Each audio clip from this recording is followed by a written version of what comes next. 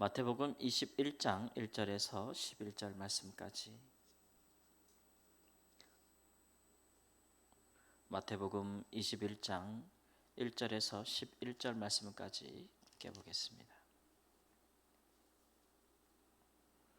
그들이 예루살렘에 가까이 가서 감람산 벳바게에 이르렀을 때에 예수께서 두 제자를 보내시며 이르시되 너희는 맞은편 마을로 가라. 그리하면 곧 매인 나귀와 나귀 새끼가 함께 있는 것을 보리니 풀어 내게로 끌고 오라. 만일 누가 무슨 말을 하거든 주가 쓰시겠다 하라. 그리하면 즉시 보내리라 하시니 이는 선지자를 통하여 하신 말씀을 이루려 하심이라. 일러스되 시온 딸에게 이르기를 내 왕이 내게 임하나니 그는 겸손하여 나귀 곧 멍에 매는 짐승의 새끼를 탔도다 하라 하였느니라. 제자들이 가서 예수께서 명하신 대로 하여 나귀와 나귀 새끼를 끌고 와서 자기들의 겉옷을 그 위에 얹음에 예수께서 그 위에 타시니 무리의 대다수는 그들의 겉옷을 길에 펴고 다른 이들은 나뭇가지를 베어 길에 펴고 앞에서 가고 뒤에서 따르는 무리가 소리 높여 이르되 호산나 다윗의 자손이여 찬송하리로다. 주의 이름으로 오시는 이여 가장 높은 곳에서 호산나 하더라. 예수께서 예루살렘에 들어가시니 온 성이 소동하여 이르되 이는 누구냐 하거늘 무리가 이르되 갈릴리 나사렛에서 나온 선지자 예수라 하니라. 아멘. 예수님께서 생애 동안에 몇 번에 걸쳐 예루살렘 성전에 예루살렘에 가셨는지 그 정확한 숫자를 우리가 알 수는 없습니다. 유대인 남자들은 매번 명절에 성전에 보이게 되어 있지 않습니까? 굉장히 많이 가셨을 텐데 성경에 이제 공식적으로 기록된 것은 한 3번 정도라고 할 수가 있는데 오늘 기록된 것이 그 마지막입니다. 예수님께서 마지막이라고 느끼셨죠. 그것은 그 되어져 가고 있는 상황, 분위기를 볼 때에 예수님께서 느끼실 수 있었던 것이죠. 예수님은 한 번도 자기가 스스로 왕이고 자기가 스스로 메시아고 자기가 하나님이라고 그 입으로 스스로 말하여서 사람들에게 믿기를 강요한다거나 또는 그것에 대해서 주입하지 않으셨습니다. 다만 그가 전하는 말씀이나 그의 은혜롭고 권위 있고 새로운 말씀, 또 그가 행하시는 성경의 능력, 그의 사랑, 그의 긍휼, 이런 것들로서 다만 그가 스스로 성경의 메시아가 오실 때의 모습을 증거했을 뿐이지 예수님께서 그런 것들을 나타내신 적이 없어요. 의도돼서 나타내신 적이 없어요. 그러나 시간이 지나자 이제 제자들부터 그분이 누구인지를 알아보기 시작했고 이때가 마지막으로 예루살렘을 방문하는 것이라 느낄 수 있으셨던 것 뿐만 아니라 이제 가면 그가 마지막으로 당할 고난을 받게 될 것이라고 느끼셨던 것은 이제 많은 무리들조차도 이제 예수님을 보면서 또 예수님을 이렇게 대하는 태도들을 볼 때에 이제 그들조차도 이제 예수님이 누구인지를 알게 되는 그런 일들이 가까워오고 있다는 것을 느끼셨기 때문에 그렇습니다.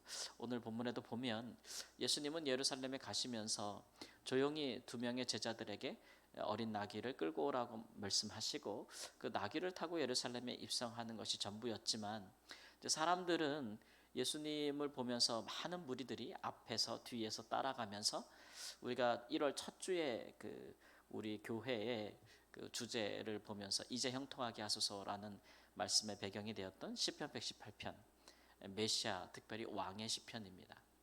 왕으로 오시는 메시아의 모습을 그대로 보여주고 있어요. 거기 보면은 무리들이 앞서가며 뒤서가며 노래하기를 호산나 호산나 다윗의 자손이여 또 주의 이름으로 오시는 이여 가장 높은 곳에서 호산나 그렇게 노래하는 모습을 볼 수 있습니다. 예수님이 왕으로 오셨다라는 것은 백성들이 이제 알게 된 것이죠. 그 어떤 분이 주중에 우리 교회 왔다가 주보를 보고 주보 앞에 이렇게 우리 교회 올해 표어가 이제 형통하게 하소서라고 써 있으니까 아유, 이 교회도 뭐 그냥 성도들 잘 되라고 기복신앙이구나 이러고 돌아가셨다 그러더라고요. 저는 직접 뵙지는 못했는데 그래서 그 이제 형통하게 하소서라는 말이 이렇게 요즘 교회들이 흔히 얘기하는 그저 모든 게 다 잘 되라 이렇게 이제 여기는 것이라 들으셨다고 해요. 근데 저는 이제 연초에도 그랬고 계속해서 시리즈로 나가면서 우리에게 진정한 형통이 무엇인지에 대해서 얘기하고 있는데, 말씀의 이제 배경을 살펴보면 시편 118편도 그러하고 또 오늘 말씀도 그러하고, 우리의 삶의 형통은 모든 것이 잘 되는 것이라는 의미가 아니고 예수님을 진짜 우리의 삶의 주인으로 모시는 것이라고 말씀드리고 있는 것이에요. 그것이 우리의 삶의 형통이며 그것이 우리에게 호산나다, 구원이다, 이런 얘기죠.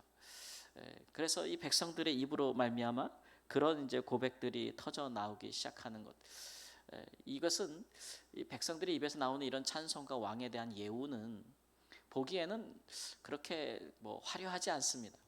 당시에도 진정한 왕들은 화려한 궁정에서 화려한 옷을 입으면서 또 날마다 그 신하들과 귀빈들과 잔치를 벌리는 그런 사람들이 진정한 왕의 모습이 아니겠습니까? 근데 어떻게 백성들이 예수님의 모습을 보면서 이렇게 왕으로 오시는 이라고 찬미할 수 있었을까요? 더군다나 마지막 절에 보면은 일부의 무리들은 예수님을 보면서 그 인정치 아니하고 뭐라 그러냐면 갈릴리 나사렛에서 나온 선지자 예수라, 이런 말을 하거든요.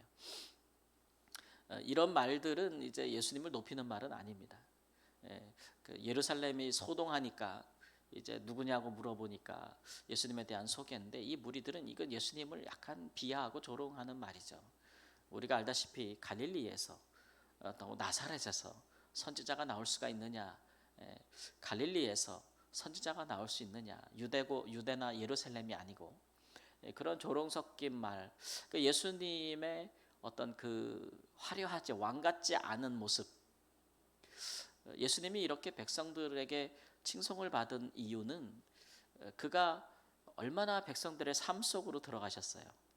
우리는 지금까지 갈릴리에서 예수님의 사역에 대해서 보고도 그렇거니와 얼마나 백성들 속에서 그들의 삶과 그들의 고뇌와 고충과 그들의 아픔과 함께 하시면서 가장 낮은 자의 모습으로 오셔서 백성들 중에서 그들의 연약한 모습 그대로 그들을 끼어 안으시고, 또 그들의 삶에 병든 것을 그들의 고쳐주시고, 그들이 가장 낮은 자라고 말하는 자들의 친구가 되어주셨고, 심지어는 그들이 정죄하는 죄인들의 또 친구가 되어주셔서 그들을 회개하게 하셨고, 그들이 부정하다고 내쫓은 사람들, 그런 사람들을 고쳐주시면서 다시 그들이 삶으로 복귀할 수 있도록 도와주셨고, 얼마나 많은 그 백성들과 함께하는 삶을 보여주셨잖아요.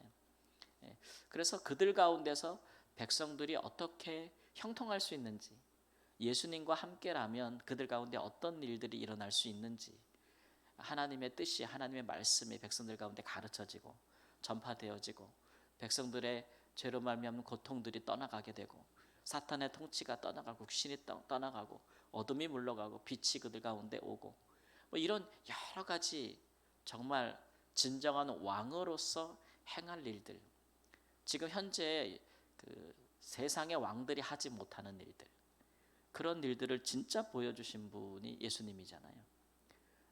그런 예수님의 그 모습과 또 외모, 출신, 지역, 배경, 성장, 사역지, 막 이런 것들은 왕으로서의 진정한 위엄과 높은 모습을 가지지는 않았을지라도 백성들이 볼 때 진실로 그가 우리 왕이다 라는 진정한 고백을 터져나오게 하는 것입니다. 예수님께서 이런 그들의 외침을 하지 말라고 하지 않으셨어요. 왜냐하면 이것은 예수님의 마지막 때고, 또 예수님께서 그동안 3년 넘게 갈릴리로부터 온갖 마을과 촌에서 그가 지극히 작은 자 중에 하나와 같이 사역하시는 결과로서 백성들 안에서 스스로 일어나게 되는 그런 고백들이고 찬미기 때문에 거절하지 아니하셨다라는 것이죠. 그러므로 진짜 정말 이거는 하나님이 하신 일이라 볼 수가 있겠죠. 예수님께서 제자들의 신앙 고백이 하나님께서 하신 일이라고 말씀하셨듯이, 또 이 무리들의 이런 찬미와 찬송도 정말 하나님께서 하지 않으셨다면 일어날 수 없는 일들이라 할 수 있을 것입니다. 이렇듯 예수님께서 이 나귀를 또 가져와서 한 번도 타보지 않은 어린 나귀 새끼를 타셨다, 이런 것도 이제 마태가 나중에 이제 구약의 성경 스가랴의 9장 9절 말씀을 생각나서 이렇게 기록하였듯이, 예수님의 생애 전체가 메시아에 대한 구약에 대한 말씀의 성취인데, 그 중에서도 진실하게 그는 우리의 왕이로되 정말 겸손한 왕이다 라고 이야기했던 그 말씀을 성취하기 위함이었다라고 하는 것을 볼 수가 있습니다. 그러므로 예수님은 정말 겸손한 왕이시죠. 겸손한 왕. 우리도 우리가 예수님을 믿고 따르고 또 지금도 예수님을 우리가 주로 섬기고 있지만, 우리가 믿고 따르는 우리 예수님이 어떤 분이신지, 그가 우리의 주이기는 하시나 어떤 방식으로 그가 스스로 우리의 주가 되기를 원하시는지, 그런 것들을 우리가 잘 살펴볼 필요가 있습니다. 예수님께서 땅에 계실 때의 모습 다르고 하늘에 계실 때의 모습 다르진 않잖아요. 그의 성품은 동일하고 영원하지 않습니까? 예수님께서 이 땅에 계실 때 겸손한 자로서 왕으로 칭송을 받으셨다면, 그가 지금 하늘에 계셔서 주가 되셨어도, 그가 우리의 주님이 되셨어도, 그가 우리를 돌보시고 또 우리의 기도에 응답하시고 또 우리 가운데 그가 역사하실 때에 겸손한 주님으로서 우리 가운데 역사하시지 않겠습니까? 예, 그분은 우리 가운데 군림하고 우리에게 강요하는 분이 아니고, 우리가 무엇을 구하고 우리가 하나님을 찾을 때에 그는 친히 우리 가운데 오셔서 우리와 함께하고, 또 우리가 그렇게 이 시대의 이 백성들이 진실로 예수님의 통해서 빛을 보고 그 사랑과 은혜 안에서 그를 왕으로 고백했듯이, 그의 권위보다는 우리가 그의 사랑과 은혜 안에서 예수님을 주로 고백하게끔 하시는, 감동하시는 분이라는 것을 오늘날 우리에게 보여주고 있는 것입니다. 우리가 이런 자기 스스로를 우리와 같이, 그가 주고 왕이시나 우리와 같이 낮추시는 일을 우리가 섬기고 있다는 것을 잘 알아야 합니다. 그렇지 못하면 우리가 진실로 우리 삶에 예수님을 주로 섬길 때에 그를 주님으로 대접할 수가 없어요.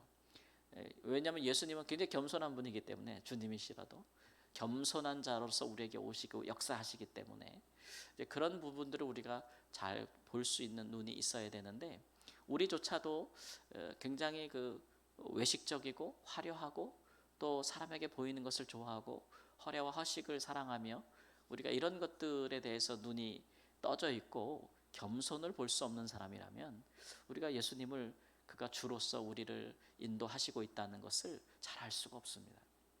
예수님을 잘 느낄 수가 없어요. 그러니까 우리에게는 같은 마음, 같은 뜻이 필요하다라는 것들을 오늘 우리에게 보여주고 계십니다.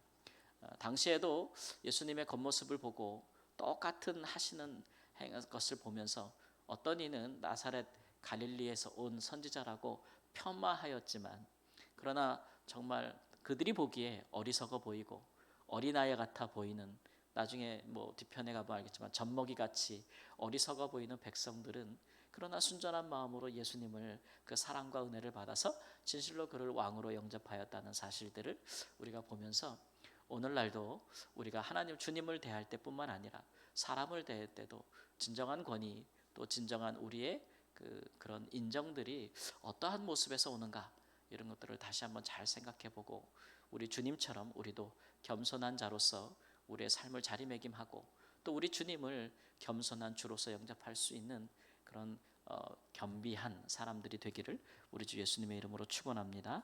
아멘. 주님, 우리의 마음이 높은 데 있지 아니하고 보이는 데 있지 아니하며, 하나님 우리 마음이 보이지는 않아도 또 우리 마음의 감동하심을 따라 또 우리에게 지극히 낮은 자의 모습으로 오셔서 우리의 삶에 오셔서 우리와 더불어 함께 하시고 또 우리의 삶을 함께 나누시며 우리의 삶의 모든 애환과 고통과 또 즐거움과 또 하나님 모든 소망을 함께 우리와 더불어 우리 중에서 하나님 그렇게 우리를 인도해 가시는, 돌보시는 진정한 왕이신 주님이신 예수 그리스도를 느끼는 그의 백성으로 살게 되기를 원합니다.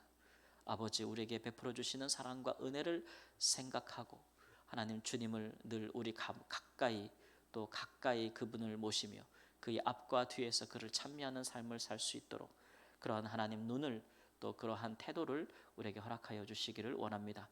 우리의 신앙이 참으로 예수 그리스도를 바라보고 그를 주로 섬기는 신앙이 될 수 있도록 주님 인도하여 주옵소서. 존귀하신 예수님의 이름으로 기도합니다. 아멘.